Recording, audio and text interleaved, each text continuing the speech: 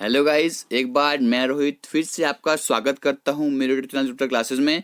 तो गाइस आज हम कंप्यूटर अवेयरनेस के लेक्चर नंबर पहुंच चुके हैं 3rd पे। तो गाइस आज हमसे पढ़ने वाले हैं application and component of computer. तो गाइस कल कुछ बच्चों के कमेंट्स आए थे कि सर वीडियो की लेंथ को एक्सटेंड कर दीजिए, हमें पढ़ने में मजा नहीं आ रहा है, छोटे छोटे वीडियोस में पढ़ने में मजा नहीं आता है। तो गाइस आज थोड़ा वीडियो की लेंथ को एक्सटेंड करने की कोशिश करूंगा और इसमें से कुछ टॉपिक्स जो है एप्लीकेशन और कंप्यूटर कंपोनेंट ऑफ कंप्यूटर पढ़ने की यहाँ पे कोशिश करेंगे कि कंप्यूटर की एप्लीकेशन कहाँ कहाँ पे होती है और कैसे कैसे होती है और इसके कंपोनेंट जो है कंप्यूटर के वो क्या क्या है, वो आज सब हम इस वीडियो में जानने की कोशिश करेंगे। तो गाइस वीडियो के एंड तक बने रहिएगा और वीडियो के एंड में कुछ क्वेश्चन भी मैंने प्रोवाइड किए हैं, उनके आंसर मुझे कमेंट बॉक्स में जरूर दीजिएगा और उनके आंसर्स में आपको अपने पीडीएफ जो होती है मेरी उसमें मैं प्रोवाइड कर देता हूं साथ में। और गाइज ये पीडीएफ आपको मिल जाती है लेक्चर खत्म होने के 1 घंटे के बाद ही। मैं व्हाट्सएप ग्रुप जो है मेरा वहां पे भी मैं इसको शेयर कर देता हूं और गाइज उसके साथ ही मैं टेलीग्राम जो मेरा चैनल है, टेलीग्राम ग्रुप जो है उसका लिंक डिस्क्रिप्शन बॉक्स में दिया हुआ है, वहां से ज्वाइन कर सकते हैं। पीडीएफ आपको मैं वहां पे प्रोवाइड कर देता हूं लेक्चर के 1 घंटे के बाद। तो गाइज ये है हमारी डेली की रूटीन। सबसे पहले कोटेशन डिस्कस करते हैं, लेसन उसके बाद डिस्कस होता है, उसके बाद एमसीक्यूज में पूछता हूं और उनके आंसर्स आपको देने होते हैं। तो गाइज देखिए, अगर आप चाहते हैं कि आपकी तरफ से कोई कोटेशन यहाँ पे मैं लगाऊं तो गाइज आप मेरे व्हाट्सएप जो मेरा ग्रुप है वहां पे भेज सकते हैं या मेरे को पर्सनली मैसेज करके या कोटेशन को भेज सकते हैं जो आप वीडियो के पहले लगाना चाहते हैं गाइज। तो ठीक है, तो वीडियो की शुरुआत होती है हमारी एक कोटेशन के साथ। तो ये हमारी आज की कोटेशन है, ये कही है बिल किन ने। देखिए गाइस, आप सबको पता है कि प्रेजेंट जो मतलब होता है, प्रेजेंट के 2 मतलब होते हैं। एक तो हमारा आज वाला प्रेजेंट है और जो दूसरे वाला प्रेजेंट होता है वो होता है तोहफा।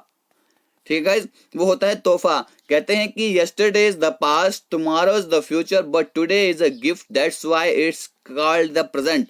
देखो गाइस, इसकी समझ आपको आ गई होगी, नहीं आई तो देखो। कहते हैं कि जो प्रेजेंट जो होता है यानी कि आज जो होता है ये हमारे लिए एक तोहफे के समान है। अब ये तोहफे के समान हमारे लिए कैसे है? क्योंकि देखो, अगर हम आज अच्छा काम करेंगे यानी कि आज अपने आप को अच्छे से यूटिलाइज करेंगे, ठीक है, ज्यादा मस्ती नहीं मारेंगे, अपने फ्यूचर पे फोकस करेंगे, तो ये हमारे लिए गिफ्ट के समान ही तो होगा। अगर आज अच्छा काम करेंगे तो ऑब्वियस सी बात है कि फ्यूचर में हमें उसका रिजल्ट अच्छा मिलने वाला है। ठीक है, अगर आज हम अपने आप को मस्तियों में गुजार देंगे, लापरवाही में गुजार देंगे, केयरलेस रहेंगे, तो समझो गाइस फ्यूचर में भी हमारा बुरा हाल होने वाला है। इसलिए आज जो है मेरे पास ये गिफ्ट है। अगर आज गिफ्ट है तो ऑब्वियस सी बात है कि फ्यूचर में भी ये गिफ्ट ही रहने वाला है। तो गाइस आओ आज की लेक्चर स्टार्ट करते हैं। तो अब देखिए गाइस, अब बेसिक एप्लीकेशन ऑफ कंप्यूटर यानी कि हम कंप्यूटर को कहां कहां पे अप्लाई करते हैं। सबसे पहले देखो, कंप्यूटर एक ऐसी डिवाइस है, ठीक है, जिसके जरिए से आप बहुत सारे काम कर सकते हो। ठीक है, आप अपने कंप्यूटर को बहुत सारे एप्लीकेशंस कर सकते हो, बहुत सारी जगहों पे यूज कर सकते हो। सिर्फ आपको सॉफ्टवेयर उसका पैकेज चेंज करना होता है। हम आगे वाली वीडियोस में सॉफ्टवेयर और हार्डवेयर के बारे में डिस्कस करेंगे। बस अभी हमें सिर्फ इतना डिस्कस करना है कि कंप्यूटर के जो बेसिक एप्लीकेशंस हैं वो क्या क्या है और इसके जो कंपोनेंट्स हैं वो क्या क्या है, उसको जानने की कोशिश करेंगे इस वीडियो में। देखिए गाइस, सबसे पहले हम कंप्यूटर को यूज करते हैं अपने एजुकेशन के लिए, अपनी पढ़ाई के लिए। ठीक है, computer have taken the education system in the entire world to a different level all together. देखो कंप्यूटर ने क्या किया है, जो हमारा एजुकेशन सिस्टम है हमारी पूरी दुनिया का, उसको एक अलग लेवल पे पहुंचा दिया है। ठीक है, सबसे पहले क्या है, मेकिंग क्लासरूम्स इफेक्टिव। अब देखो यहाँ पे क्लासरूम्स इफेक्टिव कैसे होंगी, जो मॉडर्न एंड हाईटेक जो है, ठीक है, जो मॉडर्न एंड हाईटेक डेवलपमेंट जो है हमारे कंप्यूटर के आने की बाद अब क्या है, देखो अब स्टूडेंट्स जो हैं मल्टीमीडिया प्रेजेंटेशन यहाँ पे देख सकते हैं। तो गाइज देखिए, मल्टीमीडिया प्रेजेंटेशन देख सकते हैं, क्लिप्स देख सकते हैं, इमेजेस देख सकते हैं। किसकी मदद से? सिर्फ कंप्यूटर की मदद से बच्चे ये सब कर सकते हैं। ठीक है, इससे क्या मिलता है, बच्चों को एक अच्छा एक्सपीरियंस मिलता है एजुकेशन का। ठीक है, एज कम्पेयर टू जो हमारे बैकबोर्ड क्लासेस, ब्लैक बोर्ड जो टीचिंग होती थी, उससे बेटर बच्चों को अच्छा मटेरियल यहाँ पे मिल सकता है, क्लासरूम इफेक्टिव हो सकती हैं। इस तरह से जो स्टूडेंट्स की पावर होती है याद रखने की वो बहुत ज्यादा बढ़ जाती है और उनका कंसेप्ट जो है वो बहुत ही अच्छे से इंक्रीज होता है। ठीक है, और क्लासरूम जो है बहुत ही इंटरेस्टिंग हो जाता है। तो गाइस अगला है प्रोवाइडिंग ऑनलाइन एजुकेशन। तो बच्चों को ऑनलाइन एजुकेशन करने के लिए भी कंप्यूटर की आवश्यकता होती है। देखो कंप्यूटर सिर्फ जो है हमारे ट्रेडिशनल जो एजुकेशन सिस्टम है ब्लैक बोर्ड पे पढ़ाना सिर्फ उसको ही संबोधन नहीं करता है, बल्कि एक ऐसा मोड आप क्या करता है, एजुकेशनल कोर्स एंड डिग्री का ऐसा मोड प्रोवाइड हमें करता है जिस मोड को हम कहते हैं कि ऑनलाइन एजुकेशन, जिस मोड को हम कहते हैं कि ऑनलाइन एजुकेशन मोड को हम कहते हैं। देखो ऑनलाइन जो एजुकेशन सिस्टम जो होता है इससे बहुत सारे बेनिफिट होते हैं बच्चों को, ठीक है, जो ट्रेडिशनल एजुकेशन सिस्टम में बच्चे अवेल नहीं कर सकते हैं। उसके बाद है हेल्प इन रिसर्च वर्क। देखो जो रिसर्च वर्क होता है वहां पे भी कंप्यूटर हमें बहुत सारी हेल्प करता है। कंप्यूटर जो है स्कूल में, कॉलेजेस में, यूनिवर्सिटीज में और उनकी रिसर्च में बहुत ज्यादा हेल्प करने वाला है। देखो अब पहले क्या था, लाइब्रेरीज के दौर थे, अब वो लाइब्रेरीज के दौर जो है गाइज वो जा चुके हैं। अब बच्चे बहुत सारा जो रिसर्च का काम है वो कंप्यूटर के माध्यम से ही करते हैं। तो गाइज ठीक है, एजुकेशन के फील्ड में भी कंप्यूटर एक बहुत ही कारगर चीज है। तो गाइज देखिए ये है फिर अगला एप्लीकेशन कंप्यूटर का कहाँ पे होता है, इन द फील्ड ऑफ ऑफिस के फील्ड में भी इसको बहुत ज्यादा यूज किया जाता है। अब देखो वहां पे कैसे होगा, डॉक्यूमेंट मैनेजमेंट सिस्टम, ठीक है, डॉक्यूमेंट मैनेजमेंट सिस्टम में क्या होता है, जैसे कि word processing, desktop publishing, spreadsheet. देखते हैं कि वर्ड प्रोसेसिंग में कैसे इसको यूज किया जाता है। तो वर्ड प्रोसेसिंग से क्या होता है गाइज, जो हमारे डॉक्यूमेंट जो होते हैं उनको अगर इलेक्ट्रॉनिकली हमने क्या करना है, उन डॉक्यूमेंट को प्रोसेस करना है, क्रिएट करना है, तो उससे वर्ड प्रोसेसिंग को हम यूज करेंगे। ठीक है, ये इससे क्या होता है कि हाई क्वालिटी के लेटर जो होते हैं, प्रपोजल, रिपोर्ट और जो क्या होते हैं उनको हम किससे बना सकते हैं, उनको हम वर्ड प्रोसेसिंग से बहुत ही इजीली और अच्छे से बना सकते हैं। फिर है डेस्कटॉप पब्लिशिंग। तो डेस्कटॉप पब्लिशिंग को किस लिए यूज किया जाता है कि इन डॉक्यूमेंट्स को बहुत ही अट्रैक्टिव बनाना है। अगर फोटोज को, ग्राफिक्स वगैरह को अगर हमने अट्रैक्टिव बनाना है, ठीक है, फोटोज को, ग्राफिक्स को अगर अट्रैक्टिव बनाना है, ठीक है, उसके लिए डेस्कटॉप पब्लिशिंग को यूज किया जाता है। फिर होता है हमारे पास गाइस स्प्रेडशीट। तो स्प्रेडशीट को हम कैसे यूज करते हैं, जो स्प्रेडशीट एप्लीकेशन है इसको कैसे यूज किया जाता है, स्प्रेडशीट एप्लीकेशन को कैसे यूज किया जाता है, इसको अब किस लिए यूज किया जाता है, इसको जब रिकॉर्ड्स को मेंटेन करना होता है और जो एक्सपेंसेस को, जो हमारे रिकॉर्ड जो है अगर उनको क्या करना होता है, मेंटेन करना होता है और एक्सपेंसेस को यहाँ पे कैलकुलेट करना होता है, प्रॉफिट लॉस को कैलकुलेट करना होता है, उसके लिए हम स्प्रेडशीट एप्लीकेशन को यूज करते हैं। ठीक है, और इससे इसका एक दूसरा काम भी लिया जाता है स्प्रेडशीट एप्लीकेशन से। इससे जो मैथमेटिकल, स्टैटिस्टिकल और जो लॉजिकल प्रोसेसिंग है उसमें भी इससे मदद ली जाती है। फिर दूसरा है गाइस हमारे पास पॉइंट इसका कि ऑफिशियल सपोर्ट सिस्टम। तो यहाँ से क्या होता है कि जो ऑफिस का सपोर्ट सिस्टम जो होता है उसमें भी इससे मदद ली जाती है। क्या करता है ये काम, ऑफिस सपोर्ट सिस्टम का काम क्या होता है, ठीक है, इसको यूज किया जाता है कि कोऑर्डिनेट करने के लिए, ठीक है, कोऑर्डिनेट करता है और मैनेज करता है जो हमारी एक्टिविटीज होती है वर्क ग्रुप की, वो ऑफिस सपोर्ट सिस्टम से होती है। ठीक है गाइस, तो इसमें भी ऑफिस के फील्ड में भी कंप्यूटर से बहुत ज्यादा मदद ली जाती है। इसके बाद है गाइस हमारे पास in the field of medicine. तो अब मेडिसिन के फील्ड में भी बहुत सारी मदद जो होती है किससे ली जाती है, कंप्यूटर से ली जाती है, कंप्यूटर को अप्लाई किया जाता है वहां पे।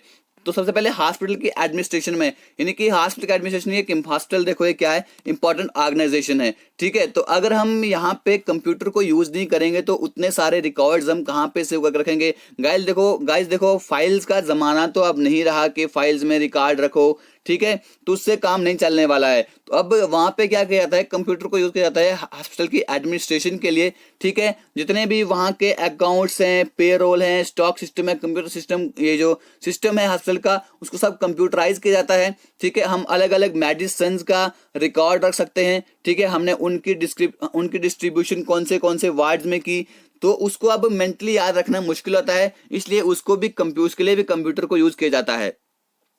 फिर गाइस रिकॉर्डिंग मेडिकल हिस्ट्री। जो मेडिकल हिस्ट्री है कि कंप्यूटर को मेडिकल हिस्ट्री, अब पेशेंट की मेडिकल हिस्ट्री जाननी है अब हमें, ठीक है, पेशेंट कहाँ का है, ठीक है, अब वो क्या काम करता था, उसका पास्ट ट्रीटमेंट कैसे हुआ था, उसको हमने कौन सी मेडिसिन प्रोवाइड कर दी, उनका कैसा रिजल्ट आया था। ठीक है, ये डॉक्टर्स के लिए बहुत ज्यादा क्या हो सकता है, बहुत ज्यादा हेल्पफुल होता है। उसके बाद मॉनिटरिंग सिस्टम में क्या होता है, जैसे कुछ सीरियस जो क्या होते हैं, जो सीरियस पेशेंट्स जो होते हैं उनको कंटिन्यूसली क्या किया जाता है, उनको कंटिन्यूसली मॉनिटर किया जाता है।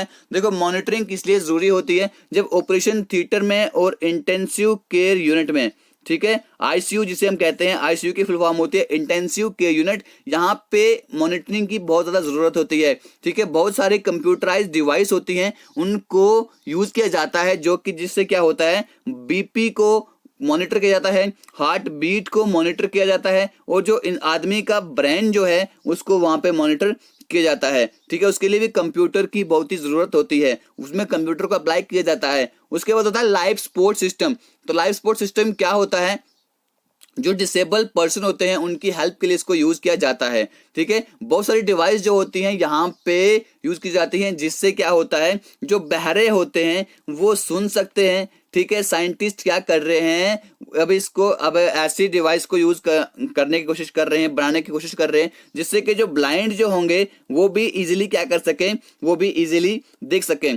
फिर होता है गाइस डायग्नोसिस ऑफ डिजीजेस, ठीक है। जो डिजीजेस के बारे में अगर पता करना है उसके लिए भी कंप्यूटर को अप्लाई किया जाता है। बहुत सारे अलग अलग किस्म के सॉफ्टवेयर होते हैं, इस सॉफ्टवेयर के बारे में आगे पढ़ेंगे अगले वाले लेक्चर्स में। तो अभी इतना जान ले कि अलग अलग किस्म के सॉफ्टवेयर जो होते हैं, ठीक है, वो डेटा को स्टोर करते हैं, फिर हमें अलग अलग बीमारी के बारे में डायग्नोस करके देते हैं कि इसके सिम्टम ये है, तो यहाँ से आपको ये बीमारी हो सकती है, तो उसके बारे में भी हमें कंप्यूटर को यूज करना पड़ता है। और गाइज अब देखिए, इसको डिफेंस के फील्ड में भी बहुत ज़्यादा कंप्यूटर को अप्लाई किया जाता है, ठीक है। अब डिफेंस में किस तरह से होता है, देखो, कंप्यूटर को ट्रैकिंग, जैसे कि अगर कोई यहाँ पे कोई मिसाइल आ रही है, ठीक है, उसको ट्रैक करने के लिए कंप्यूटर को इस्तेमाल किया जाता है। और जो वेपन सिस्टम जो है उसके लिए भी कंप्यूटर सिस्टम को इस्तेमाल किया जाता है, जिससे कि हम उस टारगेट को ट्रैक कर सकें और उसको आसानी से डिस्ट्रॉय कर सकें, ठीक है। कंप्यूटर जो है उसको मिलिट्री के लिए भी यूज किया जाता है, जिससे कि मिलिट्री की हेल्प भी की जाती है, ठीक है। जितने कि उनके एसेट होते हैं, जैसे कि situational awareness, communication, battle management system, उसके लिए कंप्यूटर्स को यूज किया जाता है, ठीक है। और कंप्यूटर्स को लॉजिस्टिक और ऑर्डरिंग फंक्शन के लिए भी यूज किया जाता है, जिससे कि उनको इक्विपमेंट अच्छे मिले, ठीक है, अपने जो उनका बैटल फील्ड है वहां पे। उसके बाद कंप्यूटर को यूज किया जाता है टैंक्स और प्लेन्स में, शिप्स में, जिससे कि वो अपने दुश्मन को टारगेट कर सकते हैं, ठीक है, और अपने प्लेटफॉर्म पे अच्छे से पहुंच सकें, ठीक है। और जल्दी से क्या करें, डायग्नोज कर सकें कि उनके प्लेटफॉर्म्स में क्या क्या प्रॉब्लम्स हैं, उसके लिए भी कंप्यूटर को आजकल यूज किया जाता है। उसके बाद कंप्यूटर को यूज किया जाता है, एक ऐसा गेटवे है अलग अलग कंप्यूटर नेटवर्क्स के बीच में, जिससे कि वो सिक्योरिटी फंक्शन को होस्ट कर सकते हैं, जिसे क्रिप्टो सिस्टम भी कहते हैं। यानी कि जिससे कि जो अगर डिफेंस में अगर कोई ऐसा सिस्टम आया जिससे कि सिक्योरिटी फंक्शन पे कोई हमला होने वाला है, ठीक है, तो कंप्यूटर नेटवर्क में कोई ऐसी प्रॉब्लम आ जाए, उससे भी हमें कंप्यूटर नेटवर्क से ही पता चलता है। तो गाइज ये हमने पढ़ा कंप्यूटर को एप्लीकेशन, बहुत ही डिटेल में पढ़ा है गाइज। आई होप कि आपको ये समझ आ गया होगा। तो हम पढ़ते हैं आगे कंपोनेंट्स ऑफ कंप्यूटर। अब कंप्यूटर के क्या क्या कंपोनेंट हैं वो जानने की कोशिश करते हैं आगे वीडियो में। देखो, कोई भी कंप्यूटर सिस्टम जो होता है उसके 4 बेसिक यूनिट होते हैं, ठीक है। किसी भी कंप्यूटर सिस्टम के क्या होते हैं, 4 बेसिक यूनिट होते हैं। उसे हम कहते हैं input unit, storage unit, CPU unit and output unit, ठीक है। आज हम इन्हीं यूनिट्स के बारे में यहाँ पे पढ़ने की कोशिश करेंगे, ठीक है। अब सेंट्रल प्रोसेसिंग यूनिट क्या होता है, उसमें ALU होता है और कंट्रोल यूनिट होता है। अगर याद रखेगा कि सेंट्रल प्रोसेसिंग यूनिट जो होता है वो कंसिस्ट करता है ALU से, यानी कि अरिथमेटिक लॉजिक यूनिट से, और कंट्रोल यूनिट का जुड़ा होता है। एक कंप्यूटर जो होता है वो 5 मेजर फंक्शन क्या करता है, परफॉर्म करता है। चाहे ये मैटर नहीं करता है कि वो किस साइज के हैं, ठीक है। देखते हैं कि वो 5 मेजर फंक्शन क्या है जो कंप्यूटर परफॉर्म करता है। देखो गाइस, क्या फंक्शन होते हैं, वो जो डेटा या इंस्ट्रक्शन जो होते हम उसको प्रोवाइड करते हैं, उसको वो इनपुट लेता है। उसके बाद डेटा और इंस्ट्रक्शन को वो स्टोर करता है। उसके बाद उस डेटा को क्या करता है, प्रोसेस करता है, जैसे कि हमने उसको इंस्ट्रक्शंस दी है, ठीक है। फिर जितने कंप्यूटर के अंदर जितने भी ऑपरेशन जो हैं उनको क्या करता है, कंट्रोल करता है। फिर उसके बाद जो रिजल्ट हमें मिलता है वो मिलता है आउटपुट के फॉर्म में। तो गाइस, ये मैंने आपको पहली वाली वीडियो में भी ये सब बातें कही थी, अगर आपको वो याद होंगी तो बहुत अच्छी बात है। तो गाइज आप इस पिक्चर के माध्यम से भी समझने की कोशिश करेंगे। ये फंक्शनल यूनिट है कंप्यूटर का, कैसे कंप्यूटर काम करता है। CPU से मेमोरी में, इनपुट डिवाइसेस मेमोरी में, ठीक है, आउटपुट डिवाइस से मेमोरी में, स्टोरेज डिवाइसेस मेमोरी। यानी कि देखो गाइस, सेंटर में एक पार्ट रहता है, उसे कहते हैं मेमोरी, यानी कि स्टोरेज, जहाँ पे इसको सब जो हमारा डेटा होता है, जो हमारा इनपुट होता है वो स्टोर होता है। फिर जहाँ से कंप्यूटर आसानी से जो हमारा इनपुट है उसको प्रोसेस करता है, फिर वहाँ से हमें रिजल्ट मिलता है आउटपुट में। ठीक है गाइज, तो अब जो बेसिक कंपोनेंट्स हैं कंप्यूटर के वो तो मैंने आपको बता दिया कि इनपुट यूनिट, डेटा, ठीक है, इंस्ट्रक्ट। अब देखो क्या होता है, जो बहुत सारे कंपोनेंट होते हैं कंप्यूटर सिस्टम के, ठीक है, ये नीचे दिए गए हैं। इनपुट यूनिट, डेटा और इंस्ट्रक्शंस क्या होती हैं कंप्यूटर सिस्टम में एंटर होनी चाहिए। ठीक है, अगर कोई भी उसको सप्लाई डाटा परफॉर्म करना हो उसके लिए उसको इनपुट डेटा होना चाहिए। तो इनपुट यूनिट क्या करता है, जो लिंक करता है एक्सटर्नल इन्वायरमेंट को कंप्यूटर सिस्टम के साथ, ठीक है, और इस काम को पूरा किया जाता है। अब इनपुट यूनिट परफॉर्म क्या करता है, अब देखते हैं कि इनपुट यूनिट जो होता है वो क्या क्या परफॉर्म करता है। तो इनपुट यूनिट का काम होता है कि ये एक्सेप्ट करता है, ये रीड करता है जो भी इसको इंस्ट्रक्शन प्रोवाइड की जाती है, यानी कि जो डेटा इसको प्रोवाइड किया जाता है हम लोगों के जरिए, यानी कि outside world in the sense. कहने का मतलब है कि जो यूजर हैं, जो यूजर इसको क्या करते हैं, इंस्ट्रक्शन प्रोवाइड करते हैं, उसको पढ़ता है, ठीक है, एक्सेप्ट करता है। बाद में इन इंस्ट्रक्शंस को और डेटा को, ठीक है, कंप्यूटर के एक्सेप्टेबल फॉर्मेट में, जिस फॉर्मेट को कंप्यूटर एक्सेप्ट करता है उसमें क्या करता है, कन्वर्ट कर देता है। बाद में क्या करता है, ये जो कन्वर्टेड इंस्ट्रक्शन जो हैं, ठीक है, उसको सप्लाई करता है, और जो डेटा जो होता है कंप्यूटर सिस्टम के लिए, यानी कि अगली जो इसका आगे काम होता है, फर्दर प्रोसेसिंग होती है, उसके लिए क्या करता है, इन इंस्ट्रक्शंस को कंप्यूटर सिस्टम में कन्वर्ट कर देता है। ये था इनपुट यूनिट। अब है हमारा आउटपुट यूनिट। अब इसमें क्या होता है, देखो, जो आउटपुट यूनिट की जो जॉब होती है क्या होती है, रिवर्स होती है किससे, इनपुट यूनिट से। तो इनपुट यूनिट में क्या होता है गाइज, हमें यहाँ से इंस्ट्रक्शन देनी होती है, कंप्यूटर उसके बाद एक्सेप्ट करता है, प्रोसेस करता है, फिर बाद में हमें बताता है। ठीक है, अब आउटपुट यूनिट क्या होता है, उसका जस्ट रिवर्स है। क्या करता है, जो इंफॉर्मेशन हमने इसको सप्लाई की है, ठीक है, अब जो हमें आउटसाइड वर्ल्ड को जो रिजल्ट मिलेगा यहाँ से, जैसे अब जो आउटसाइड वर्ल्ड है, यानी कि जो यूजर्स जो होते हैं कंप्यूटर के, जो भी डेटा, जो भी इनपुट, जो भी इंफॉर्मेशन उन्होंने प्रोवाइड की है कंप्यूटर को, उसी की शक्ल में वो एक अपना आगे प्रोसेसिंग करके वहाँ से हमें रिजल्ट देता है। ठीक है, इसलिए कंप्यूटर लिंक करता है एक्सटर्नल इन्वायरमेंट के साथ। ठीक है, जैसे कंप्यूटर सिस्टम वर्क करता है बाइनरी कोड के साथ। ठीक है, अब जो रिजल्ट जो होते हैं, जो यहाँ पे प्रोड्यूस किए जाते हैं बाइनरी फॉर्म में, अगर याद रखेगा कि कंप्यूटर सिस्टम जो है बाइनरी कोड के साथ क्या करता है, वर्क करता है, और जो रिजल्ट जो होते हैं यहाँ पे प्रोड्यूस किए जाते हैं वो बाइनरी फॉर्म में होते हैं। गाइस याद रखेगा कि बाइनरी कोड में ही कंप्यूटर सिस्टम वर्क करता है और बाइनरी फॉर्म में ही वो रिजल्ट यहाँ पे हमें मिलते हैं। देखिए गाइस, क्या होता है, वो सिर्फ बाइनरी कोड में ही समझता है, लेकिन वो क्या करता है, बाद में कंप्यूटर उसको कन्वर्ट कर देता है कि जिससे ह्यूमन उसको पढ़ सके। ठीक है, ह्यूमन उस फॉर्म को पढ़ सके। अब ये टास्क जो है ये करता है कौन, आउटपुट इंटरफेसेस। ठीक है, ये काम किससे किया जाता है, इसको रीडेबल किसके जरिए बनाया जाता है, तो गाइज वो सब काम करते हैं जो हमारे आउटपुट इंटरफेसेस होते हैं, वो सब काम उनके जरिए किया जाता है। तो अब कुछ फंक्शन जो है जो आउटपुट यूनिट करती है, तो देखते हैं क्या क्या फंक्शंस हैं वो। तो ये क्या करता है, ये जो रिजल्ट होते हैं उन सबको एक्सेप्ट करता है जो कंप्यूटर प्रोड्यूस करता है। ठीक है, जिनको कोडेड फॉर्म में, जो कोडेड फॉर्म में होते हैं, ठीक है, और हमसे उनको पढ़ा नहीं जा सकता है आसानी से। ठीक है, इसलिए क्या करता है कंप्यूटर, उनको अपने जो उसका आउटपुट इंटरफेसेस होता है, ठीक है, उससे हमें क्या करता है, उसको आसानी से उसको चेंज कर देता है, फिर हमारे पढ़ने के काबिल उसको बना देता है। बाद में क्या करता है, ये इन कोडेड रिजल्ट को मैंने पहले कहा कि ह्यूमन के रीडेबल फॉर्म में बना देता है। ठीक है, अब ये कन्वर्ट करता है उन रिजल्ट को, सप्लाई करता है कन्वर्टेड रिजल्ट को तो आउटसाइड वर्ल्ड। अब जो यहाँ पे अंडर आउट जो ये हमारा आउटपुट जो इंटरफेस है, उससे जो रिजल्ट कन्वर्ट हुए हैं, ठीक है, उसको सप्लाई करता है आउटसाइड वर्ल्ड को, जिन्होंने उसमें क्या किया था, इनपुट को प्रोवाइड किया था। फिर होता है गाइज हमारा स्टोरेज यूनिट। फिर क्या होता है गाइज, हमारा स्टोरेज यूनिट, जो डेटा और इंस्ट्रक्शन जो होती है, जो जिसको कंप्यूटर सिस्टम में इनपुट के जरिए एंटर किया जाता है, ठीक है, उसे हम उसको स्टोर होता है कंप्यूटर के अंदर।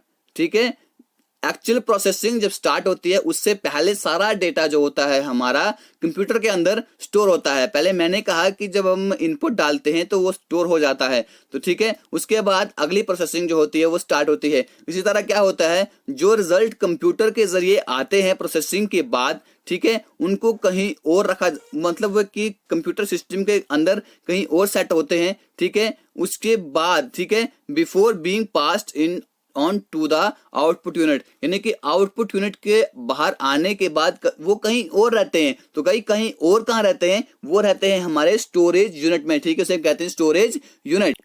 तो गाइज इन्हीं सब के लिए क्या है, स्टोरेज यूनिट बोलो या आप प्राइमरी स्टोरेज बोलो, मैन स्टोरेज बोलो कंप्यूटर सिस्टम की, उसके लिए वो सब इस चीज के लिए बनी होती है। जो हमने इनपुट प्रोवाइड किया है उसको कहाँ पे स्टोर करना है प्रोसेस करने से पहले, ठीक है। और ये क्या प्रोवाइड करता है, ये स्पेस प्रोवाइड करता है डेटा को स्टोर करने के लिए और इंस्ट्रक्शन को स्टोर करने के लिए, ठीक है, जो क्या होती है जिससे कि इंटरमीडिएट हमें रिजल्ट मिलते हैं, ठीक है, और उससे एक स्पेस होती है उसमें जिससे कि फाइनल रिजल्ट भी हमें मिलते हैं। स्पेसिफिक फंक्शन जो होता है स्टोरेज यूनिट का, तो आओ देखते हैं कि वो स्पेसिफिक फंक्शन क्या है। तो गाइस स्टोरेज यूनिट के कुछ फंक्शन जो हैं वो क्या है, जो भी डेटा प्रोसेस होता है और जो इंस्ट्रक्शंस रिक्वायर्ड होती हैं प्रोसेसिंग के लिए, जो इनपुट डिवाइसेस से, यानी कि जो हम इनपुट दे रहे हैं उससे उसको रिसीव होती हैं, ठीक है, उस सारे डेटा को प्रोसेस किया जाता है। अब जो फाइनल रिजल्ट होते हैं प्रोसेसिंग के बाद, ठीक है, बिफोर इन रिजल्ट के पहले वो, मतलब कि देखो आउटपुट डिवाइस में रिजल्ट आने से पहले वो सब कहाँ पे स्टोर होते हैं, वो सब चले जाते हैं गाइस स्टोरेज यूनिट में। गाइस याद रखेगा कि स्टोरेज यूनिट में वो सब चले जाते हैं। पहले भी स्टोरेज यूनिट में जाते हैं जब हम इनपुट देते हैं, उसके बाद जब इनपुट प्रोसेस होने के बाद भी स्टोरेज यूनिट में जाता है, उसके बाद हमें आउटपुट मिलता है। गाइस आई होप कि आपको ये सब समझ आ गया होगा। तो गाइस फिर है हमारा सेंट्रल प्रोसेसिंग यूनिट, ठीक है, सीपीयू। सीपीयू क्या है, जो मैन यूनिट होता है कंप्यूटर के अंदर उसे हम कहते हैं कि सीपीयू, ठीक है। ये यूनिट जो होता है रिस्पॉन्सिबल होता है जितने भी इवेंट होते हैं, जितने भी काम होते हैं कंप्यूटर के अंदर, तो ये सब किसके जरिए होते हैं, ये सब होते हैं सीपीयू के जरिए गाइस, ठीक है। तो ये क्या करता है, ये कंट्रोल करता है जितने भी इंटरनल और एक्सटर्नल डिवाइसेस होती हैं, ठीक है, जो परफॉर्म करती हैं अरिथमेटिक एंड लॉजिकल ऑपरेशंस को, उस सब को कंट्रोल करता है सीपीयू, ठीक है। ऑपरेशन जो ऑपरेशन होते हैं micro processor perform the called instruction set of this processor, ठीक है। इसके अंदर एक माइक्रो प्रोसेसर होता है, ठीक है, जो इंस्ट्रक्शन हम देते हैं वो सब इस प्रोसेसर के अंदर ही होती है, ठीक है। अब इंस्ट्रक्शन सेट जो होता है वो क्या होता है, हार्ड वायर होता है। याद रखेगा कि इंस्ट्रक्शन सेट जो होता है वो हार्ड वायर होता है हमारे सीपीयू में, ठीक है, और डिटरमाइन करता है जो मशीन की लैंग्वेज जो है सीपीयू के लिए क्या है। देखिए गाइस, जो इंस्ट्रक्शन सेट होता है, ठीक है, जितना ही वो कॉम्प्लिकेटेड होगा उतना ही हमारा सीपीयू जो है स्लो काम करेगा। अब प्रोसेसर जो होते हैं वो एक दूसरे से अलग होते हैं इंस्ट्रक्शन सेट की वजह से, ठीक है। इंस्ट्रक्शन सेट के द्वारा जो प्रोसेसर होते हैं एक दूसरे से अलग होते हैं। अगर सेम प्रोग्राम जो है दो कंप्यूटर ब्रांड पे रन किया जाए उसे हम कहते हैं कंपैटिबल। क्या कहते हैं, कंपैटिबल कहते हैं। अगर दो प्रोग्राम जो होते हैं यानी कि सेम प्रोग्राम जो होते हैं अलग अलग दो कंप्यूटर ब्रांड्स पे किए जाएं उसे हम कहते हैं कंपैटिबल, ठीक है। अगर प्रोग्राम, मान लीजिए एग्जांपल है यहाँ पे, प्रोग्राम रिटर्न अगर होगा IBM कंपैटिबल कंप्यूटर्स के लिए, ठीक है, तो वो जो है एप्पल कंप्यूटर पे वो रन नहीं करने वाला है, क्योंकि ये दोनों आर्किटेक्चर जो हैं ये कंपैटिबल नहीं है, ठीक है। इन दोनों के ऊपर सेम प्रोग्राम जो है वो रन नहीं करते हैं। एप्पल जो कंप्यूटर है उसमें अलग प्रोग्राम रन करेंगे, IBM कंपैटिबल वाले कंप्यूटर पे अलग प्रोग्राम रन करेंगे।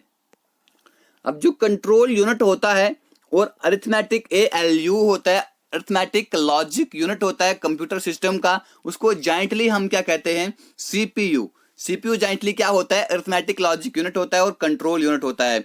अब सीपीयू को गाइस ब्रेन भी कहा जाता है। पहले क्वेश्चन पूछा है कंप्यूटर का ब्रेन क्या होता है, तो गाइस वो होता है CPU, ठीक है। जैसे कि ह्यूमन बॉडी में जितने भी डिसीजन जो होते हैं वो हमारे ब्रेन के जरिए लिए जाते हैं, ठीक है। और जो बाकी पार्ट होते हैं वो जैसे ही उनको ब्रेन कहेगा वो वैसे ही चलते हैं। यानी कि गाइस जो मेन सिस्टम जो है कंप्यूटर का वो होता है सीपीयू। इससे ही पूरा जो कंप्यूटर का होल सिस्टम जो है इसके ही ऊपर डिपेंड होता है और इसी के डिसीजन के अकॉर्डिंग वो वर्क करता है।